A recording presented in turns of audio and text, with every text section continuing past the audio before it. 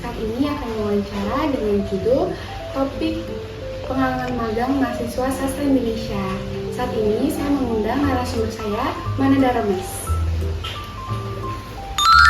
Halo, halo Mana. Halo Mana, apa kabarnya? Hai Jo, kabar aku baik. Kamu gimana? Alhamdulillah baik. Kamu udah selesai magang ya? Aku udah selesai magang hari Rabu minggu kemarin, tanggal 24 Desember. Alhamdulillah. Kamu magangnya di mana kalau boleh tahu? Aku sebenarnya magang di Kementerian Ketenagakerjaan Republik Indonesia.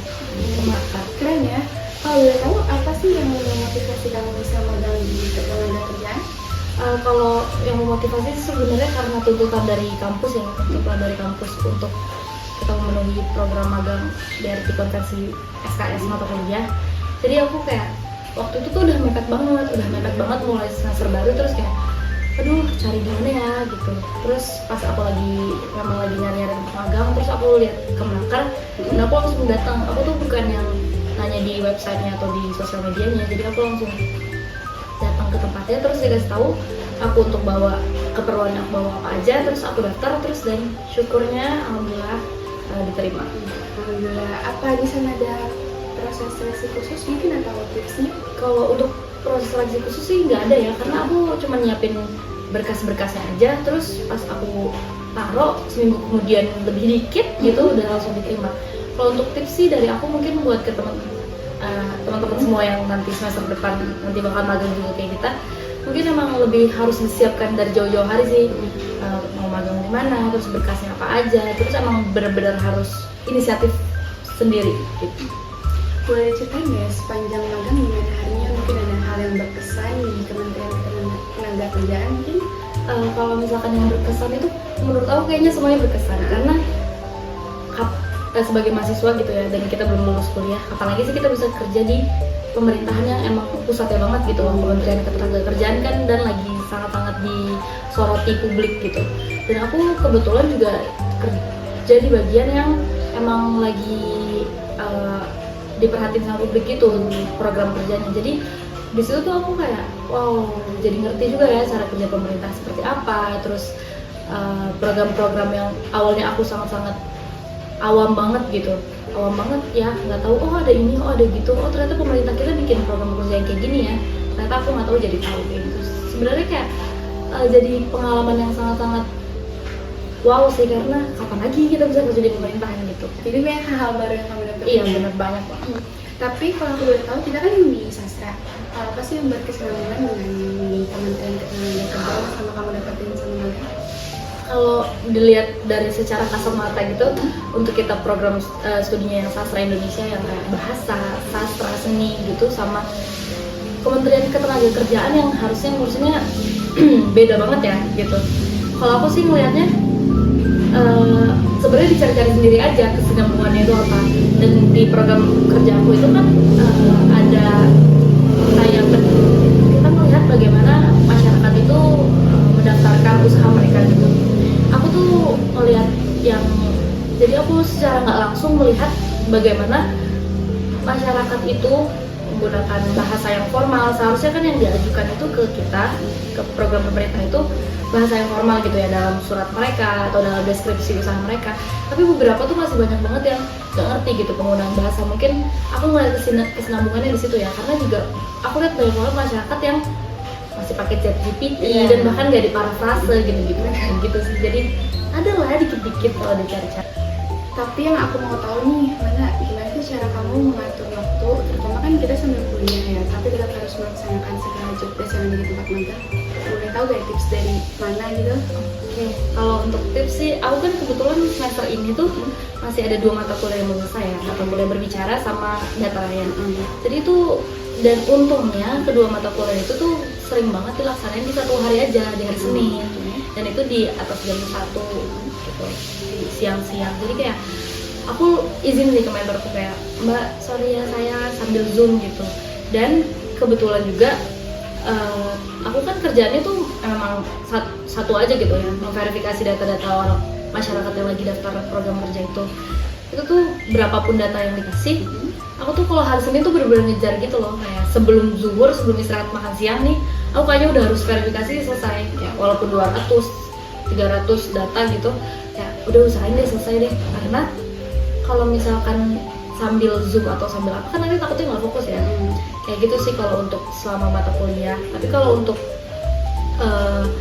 di apa namanya mengkoordinasi waktu aku antara magang sama sambil skripsian juga kita ini, aku tuh lebih ke ya udah deh, kalau skripsi tuh aku biasanya usahain untuk pulang magang itu tuh aku mampir dulu ke cafe atau ke working space buat seenggaknya baca jurnal deh, karena kalau di kantor tuh gak akan dibaca karena aku ngobrol dan yang lain-lain lah ya. Jadi kayak udah aku butuh waktu untuk sendiri, terus tapi di tempat yang aku duduk, karena kalau aku ke rumah pulang di kamar pasti kan udah mandi, udah ganti baju, kayak udah nyaman banget di atas kasur gitu. Jadi aku lebih milih untuk luangin waktu aku sejam, 2 jam, bahkan 3 jam untuk di tempat, di cafe atau di working space yang aku bakalan baca jurnal minimal 1 gitu, atau aku nulis berapa paragraf gitu. Berarti dari staf kantornya juga memberikan pengertian ya kalau kamu sambil zoom juga ya? Iya, memberikan pengertian karena kan mereka juga tahu lah ya kita kan sambil kuliah juga gitu. Pertanyaan selanjutnya, mana kalau dinilai dari 1 sampai 10 seberapa layak sih untuk tempat magang di Kementerian Ketenagakerjaan menurut kamu? Untuk kalau aku secara pribadi tanpa ngeliat program studi ya, itu 10 bisa kita bilang 10 karena lingkungan kerjanya enak, terus kerjanya di kementerian, di pemerintahan enak lah ya, untuk jam kerjanya juga dari jam 8 sampai jam 4, terus juga kerjanya santai, nggak yang ada pressure gimana-gimana gitu. Tapi kalau untuk kita sebagai mahasiswa sastra Indonesia, aku tuh ngerasa kerja magang di pemerintahan itu lebih ke skill issue ya. Oh iya? Iya, karena kan kita tuh fokusnya cuma di data, di Excel, di website yang memang gitu doang. Sedangkan kita kan mahasiswa sastra Indonesia, khususnya kita yang sastra ini kan lebih ke kurang mengasah sih, kurang mengasah kemampuan kita dalam jurusan ini menurut aku. Jadi kalau sebagai mahasiswa sastra Indonesia aku nilainya mungkin 6 gitu. Oke Mana, kalau begitu aku juga pengen tahu nih, selama kamu di Kementerian Ketenagakerjaan, kira-kira ada nggak sih suka dukanya yang selama ini, mungkin selama 4 bulan ya kamu magang? Kalau suka dukanya sebenarnya lebih berasa banyak sukanya ya.